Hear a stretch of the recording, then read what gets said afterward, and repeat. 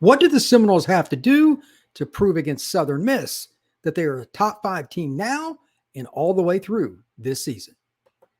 You are Locked On Seminoles, your daily podcast on the Florida State Seminoles, part of the Locked On Podcast Network. Your team every day.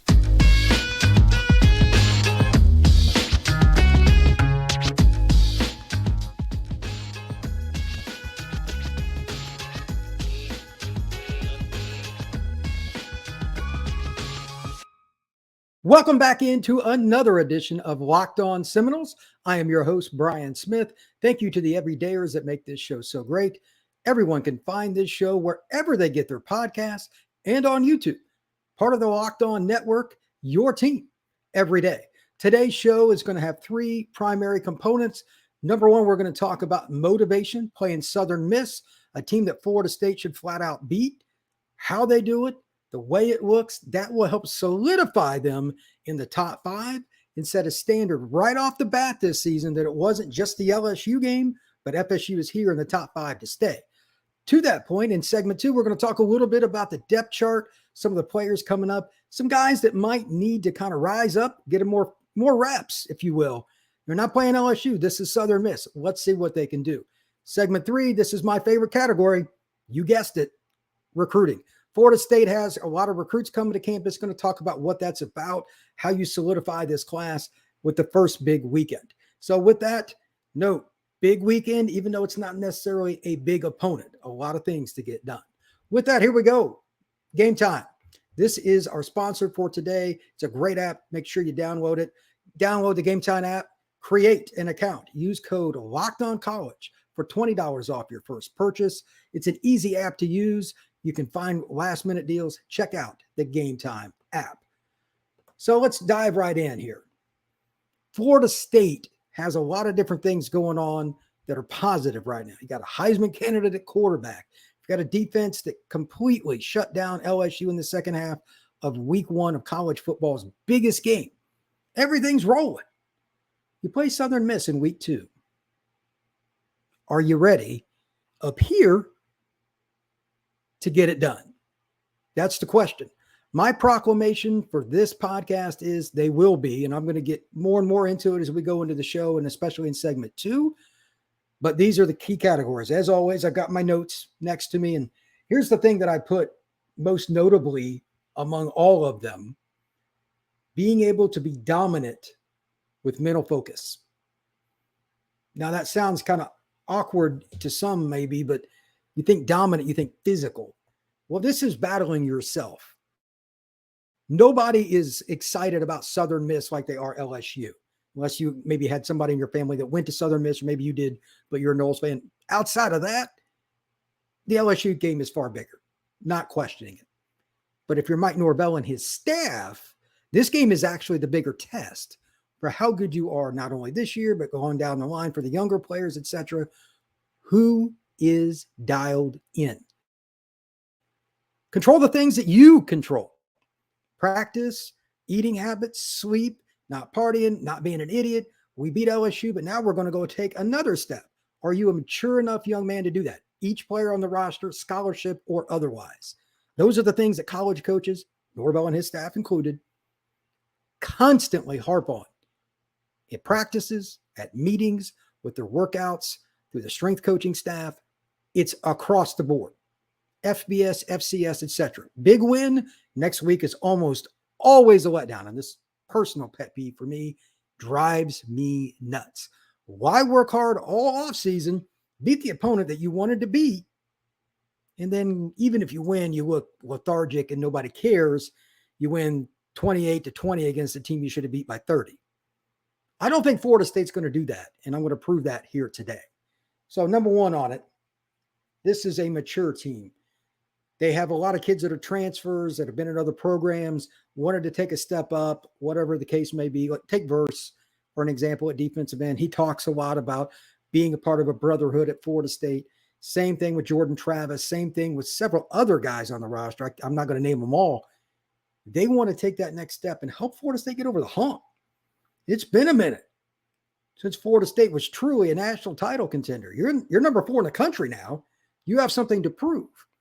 So here are my three things with it generically, and I'll get more into it on the offense. I picked offense for segment 2 specifically on the depth chart.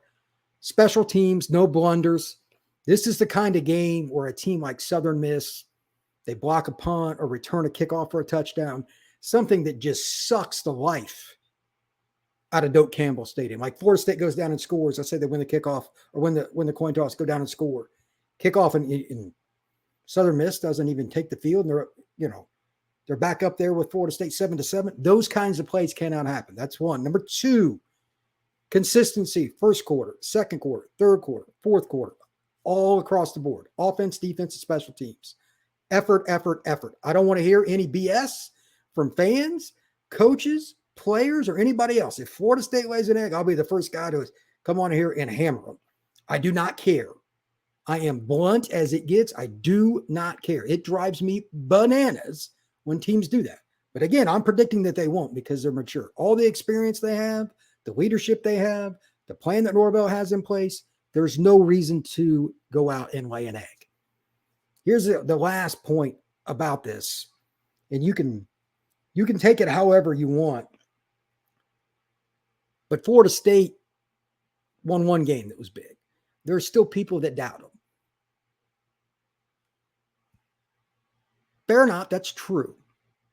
If you go out in game 2, and it's your home opener for crying out loud, you should want to be excited to play in front of your classmates and everybody else anyway.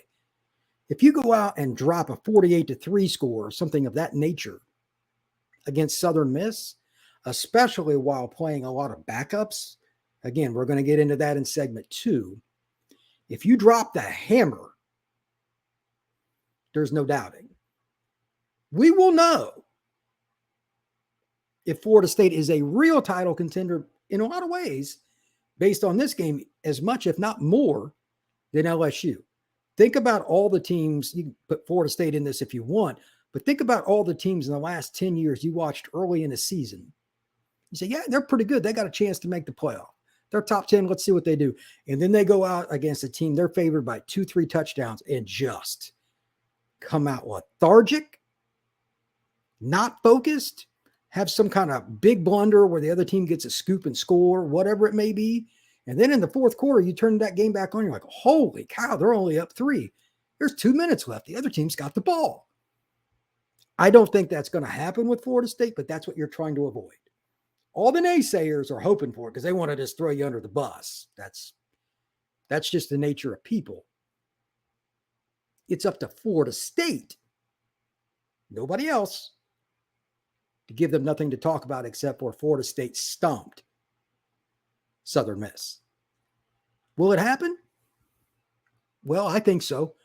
My prediction, just for the record, on the final score is 49-10. I think Florida State will, if they want, they could probably score more than that, because a real quick note, I got a couple of stats, a few really good players for them, but they just don't have enough power and talent in the trenches, I think, to compete with Florida State.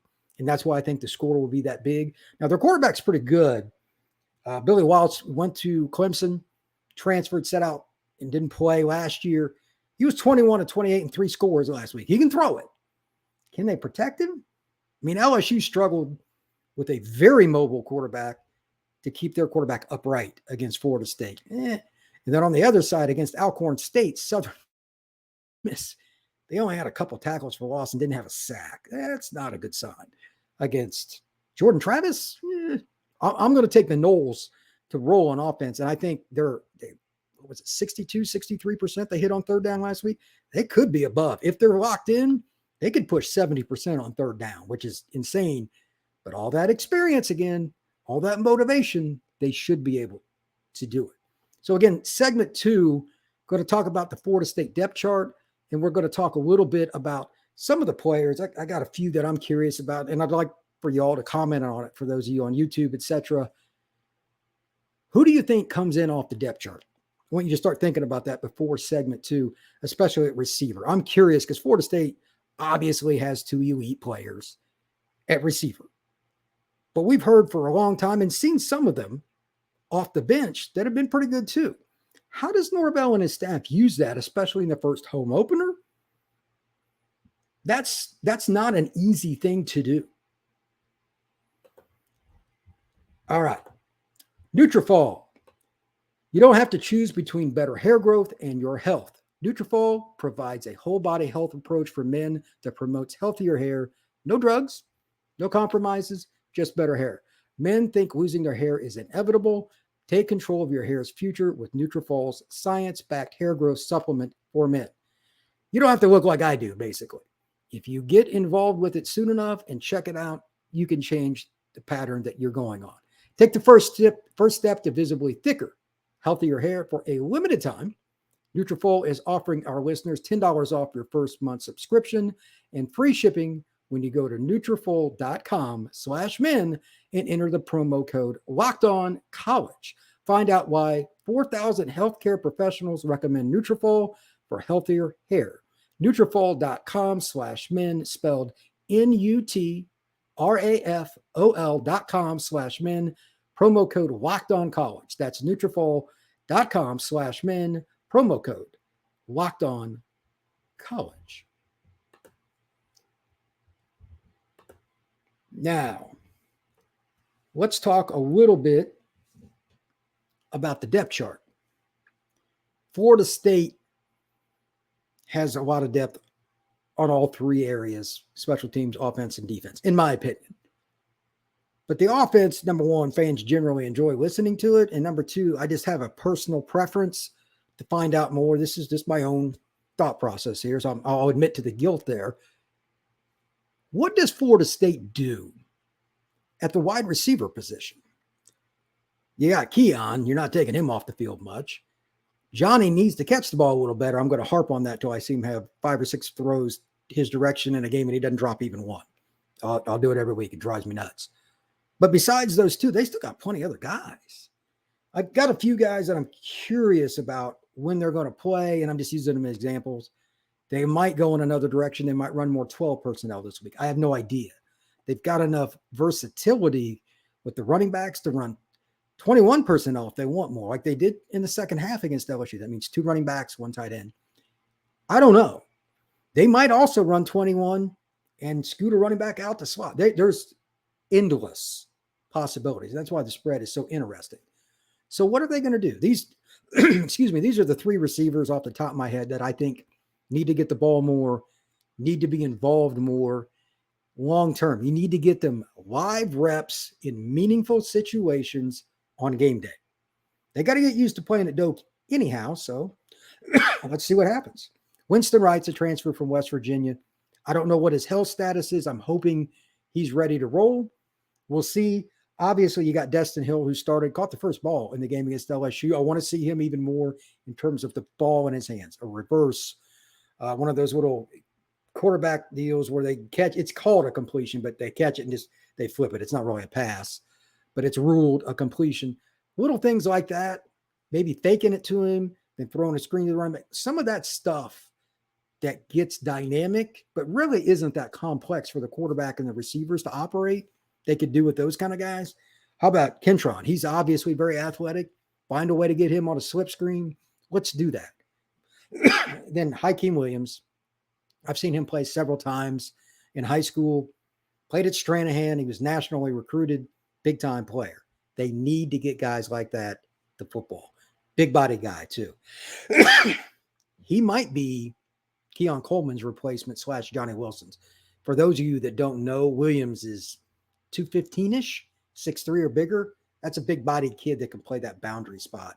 That is just very difficult to find guys that are good and that can really run. Williams fits the mold, and that's why he was recruited nationally. So I think those 3 guys are really important, but that's not all. With Florida State, I'm curious to see if they rotate any offensive linemen, excuse me, and whether or not they use a lot of tight end depth. The guy that I've got circled, I thought looked pretty good against LSU, was Kyle Morlock. He's a pretty good looking player. Obviously, a certain young man on a little reverse, etc., looked really good at tight end.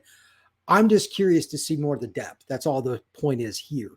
When you can constantly go back and forth in a game, 22 personnel, 12, then all of a sudden you go 13, traditional spread formation, but you stay with the same personnel. And FSU is one of the rare teams that can do that, meaning you have tight ends out wide that act like receivers, basically. I know the numbers. You run the same thing with your tight ends you do with the receivers.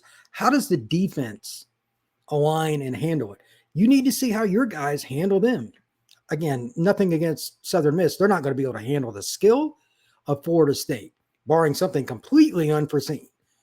They don't rush the passer and don't get a lot of penetration based on 2 tackles for loss and 0 sacks against Alcorn State. Look, Florida State's O-line should be good there. You're going to have time to throw. Jordan Travis should be out of this game by middle third quarter. It should be 24-3 at half, something like that. That's just reality. Florida State should also be able to be consistent with it, meaning, again, I just want to bring this up from segment 1, locked in, not just hit a 50-yard play and score, then a couple of terrible plays and a punt in the next drive. Consistently move the football. So last thing, and this is open-ended, is something else. If you want to comment on this, I'm not sure what the answer is. It's just something I was thinking about. Which offensive players surprise? Which players? Is it, one of the guys I mentioned off the bench? What about the running back depth? Rodney Hill get the ball more? There's a possibility of a lot of different things there. I'm not really sure. Florida State has a lot of different players that can put in the game at the skill spots, obviously. So that's a possibility. Real quick, college football season is here, and this season, Locked On is kicking up our coverage with Locked On College Kickoff Live every Friday from 11 a.m. to 1 p.m. Eastern. It's on every YouTube channel that we have, this one included. Make sure you check it out. Again, 11 a.m. to 1 p.m. every Friday. It's a Locked On college football show, going over the analysts from different sites, talking about their games, implications for conference championships, the playoffs, etc. All right. Before I end this segment 3 is recruiting and how having a home game is so important to get guys on campus. 24 class and some older kids. I was just talking with a recruit from the 25 class that Florida State's recruiting, and he's going to have an opportunity to go to the first home game this year. It's a big deal. He wants to see what it's like. This is a national recruit. And we're going to kind of talk about what is a game day visit, how this sets up Florida State for the future. I know I normally start with recruiting, but because of the importance of how Florida State started this season, I wanted to do recruiting in segment 3 today, just to be a little different and go under the prediction. Just wanted to make that mention. All right. Game Day. This is our primary sponsor today. Make sure you check them out. Forget planning for months in advance. Gametime has deals on tickets right up to the day of the event. Get exclusive flash deals on tickets for football, basketball, baseball, concerts, theater, whatever it is you're looking for. Download the Gametime app and they can figure it out. They will have something for you. The Gametime guarantees you always get the best price. If you find tickets in the same section in the same row on another app, Gametime will credit you 110% of the difference. That's pretty cool. Buying tickets to your favorite events shouldn't be stressful. Gametime is the fast and easy way to buy tickets for all sports, music, comedy, and theater near you. With killer deals on last-minute tickets and their best price guarantee, you can stop stressing over the tickets and start getting hyped for the fun you will have. Snag the tickets without the stress with Gametime. Download the Gametime app, create an account, use code LOCKEDONCollege for $20 off your first purchase. Terms apply. Again, create an account, redeem code LOCKEDONCollege for $20 off. Download Gametime today. Last minute tickets, lowest price, guaranteed. All right. Let's talk a little bit about, in this third segment, what recruiting is on a game day, the important things that go on, why this particular game day is important, even though it's Southern Miss. You might be a little surprised by that. But there are a couple of basic things. Number one, I'll just get this out of the way. Recruiting has changed and is at an accelerated pace that's never even been thought of before, let alone seen. I don't have the list in front of me, nor do I really care, but there will be class of 24, 25, 26, and probably 27 prospects, meaning freshmen in high school, in the stands or on the side, whatever, at Florida State's game, and at Florida, at Miami, at South Carolina, at Georgia Tech, you name it. Recruiting is accelerated. Every chance the Noles get to bring kids to campus, as many as they can, is the opportunity that they must look at. You obviously want the 5-star kids. That's fine. But especially with these underclassmen, we just kind of have an idea. I get to see some of these 15U 7-on-7 tournaments or alignment camp. I have an idea, but they're not developed yet. You start recruiting them, and the kids that really pan out, you start recruiting them harder. Getting them on campus now, though, gets their head thinking about, hey, Florida State's an option for me. The kid that I mentioned in segment 2 was Hilton Drake Stubbs. He's a safety out of Mandarin in Jacksonville, Florida. It's a big-time recruit. He could go to a number of schools. His brother is a walk-on at Florida State. Obviously, that gives the Noles a little bit of an edge, but he's open-ended. He wants to go through the process and learn about a lot of different things that are going on. He's going to probably visit other places, but he's coming to the Southern Miss game. I'm sure he's going to go see his brother, and that's great. Here's a chance, this is an example, to impress a class of 25 player that's a big-time recruit in your backyard. It's a couple hours over to Jacksonville. It's not that hard for him to get there. It's a straight shot on I-10. Very easy. Can Norvell and his staff show him and others that this is a great opportunity for you? The game day, I'm sure most of you listen to this podcast, you all been to a game in Doak. The home crowd, the atmosphere before the game, all the restaurants, how Tallahassee comes along, all of that together is a part of the experience. The more times you get these kids on campus to do that, the more times you're going to win, because you just need them to be thinking about Florida State and why it's an opportunity. I also think with it being the first game, the kids that come, whether it's from a Georgia kid, an Alabama kid, a kid from Orlando, whatever, if they come to the game and it's Southern Miss, again, that's not the greatest opponent. Let's just be honest. That's a sign for Norvell and his staff that this is a group of young men, whichever ones are really into it, asking questions, or involved, that we should recruit. Some kids are just big game, hype game guys. And it's usually a 5-star kid. They just go big game hunting. They want a free ticket to a great game. They have no interest in the school, basically. You can't say no to the kid because he's a 5-star, and you gotta go swing for the fences no matter what. But especially the 3-4-star kid that has 10, 15 offers, that's really good. Florida State's made a living off that here recently. And quite honestly, Bobby Bowden did too for a lot of the years through the 80s until the late 80s, and then it got into the early 90s, and then recruiting just went bonkers. 89, 90, starting right in there, it just got crazy. And they were top 3 pretty much every year for about a decade. They still did a good job of self-evaluating themselves on how they did things and what they should look for, and bringing in kids that fit, all of that. Part of that in today's era, which kids come to your games that it's not Florida State, Florida, it's not Florida State, Miami, or Clemson or something like that. Do they come to a game like this? It's part of the evaluation process. How interested are they in our program? Will they fit in with us, with our culture?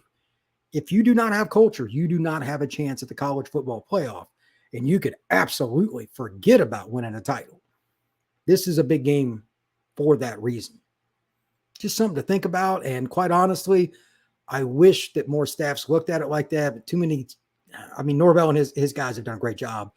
Too many staffs just think about the talent, and then they end up having a disaster.